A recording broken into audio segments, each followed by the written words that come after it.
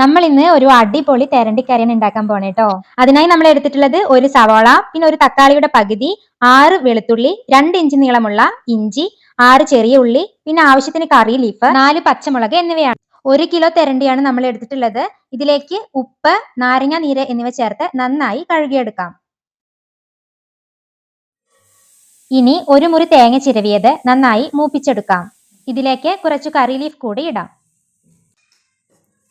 1/2 teaspoon മുളക് പൊടി, 1/2 teaspoon മല്ലിപ്പൊടി, 1/4 ടീസ്പൂൺ മഞ്ഞൾപ്പൊടി എന്നിവ ചേർത്ത് കൊടുക്കാം.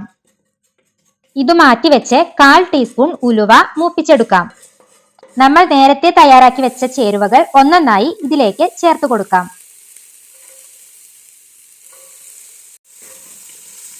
1/4 ടീസ്പൂൺ പെപ്പർ പൗഡർ കൂടി ഇതിലേക്ക് ചേർക്കണം. ഇനി ഇതിലേക്ക് അരച്ചെടുത്ത തക്കാളി സവാള പേസ്റ്റ് ഒഴിച്ച് നന്നായി വഴറ്റിയെടുക്കണം. ഇതുവരെ തയ്യാറാക്കി വെച്ച എല്ലാ ഇൻഗ്രീഡിയൻസും ചേർത്ത് അരച്ചെടുക്കാം. ആവശ്യത്തിന് വെള്ളവും പുളിയും ചേർത്ത് തിളപ്പിച്ചെടുക്കാം. പാകത്തിന് ഉപ്പും ചേർത്ത് കൊടുക്കാം.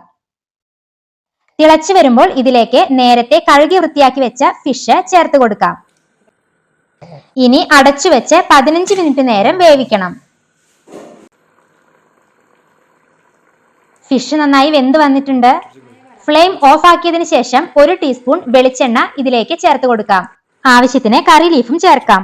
ഇനി കുറച്ചു നേരം അടച്ചു വെച്ച് സെറ്റ് ആവാൻ വെക്കണം.